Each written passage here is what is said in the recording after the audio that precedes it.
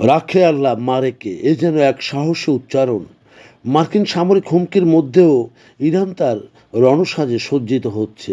পারস্য উপসাগরে যখন মার্কিন আর্মারা এক বিশাল নৌবহরের ছায়া ঘনিয়ে আসছে, ঠিক তখনই ইরান তার পাল্টা রণপ্রস্তুতি শুরু করেছে।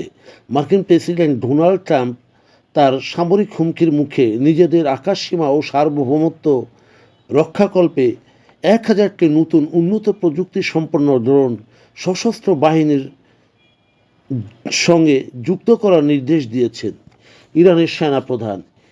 ইরানের মেহের নিউজের বরাতে জানা যায়, সেনাবাহিনীর সর্বাধিনায়ক মেজর জেনারেল আমির হাতামি এই বিশাল ড্রোন বহরের অন্তর্ভুক্তি কাজ তদারকি করেছেন। প্রতিরক্ষা মন্ত্রণালয়ের সহযোগিতায় তৈরি এই মনুষ্যবিহীন আকাশযানগুলো ইউএভি আধুনিক যুদ্ধের চ্যালেঞ্জ মোকাবেলায় বিশেষভাবে সক্ষম। এগুলো মূলত স্ট্রাইক অফেন্সিভ, রিকনসান্স বা গোয়েন্দা নজরদারি এবং ইলেকট্রনিক ওয়ারফেয়ার, এই 4টি ক্যাটাগরিতে কাজ করবে। মেজর জেনারেল হাতামি স্পষ্টভাবে বলেছেন যে কৌশলগত সুবিধা বজায় রাখা ইরানের সেনাবাহিনীর স্থায়ী অগ্রাধিকার।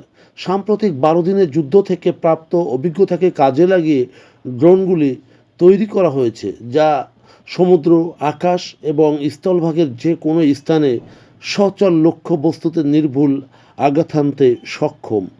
সংঘাতের পথে কি মধ্যপ্রাচ্য, এই কথা বিশ্বের তাবুত মিডিয়ায় চর্চা হচ্ছে।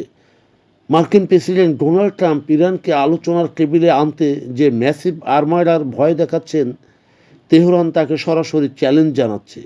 ইরানি কর্মকর্তাদের মতে যে কোনো ধরনের জবরদস্তিমূলক আলোচনা নয়, বরং ন্যায্য ভারসাম্যপূর্ণ শর্ত থাকলেই শুধুমাত্র তারা টেবিলে ফিরবে। অন্যথায় কোনো মার্কিনী হামলার জবাব হবে দ্রুত এবং ব্যাপক। একদিকে মার্কিন রণতরী আর অন্যদিকে ইরানের 1,000 ড্রোনের সাম্প্রতিক মহড়া, অর্থাৎ মধ্যপ্রাচ্যে এক ভয়াবহ সামরিক সংঘাতের কিনারে দাঁড়িয়ে। প্রিয় বন্ধুগণ, যদি আমাদের এই তথ্য গল্প আপনার ভালো লাগে তাহলে লাইক এবং শেয়ার দিন, এবং আজ আমাদের সঙ্গে থাক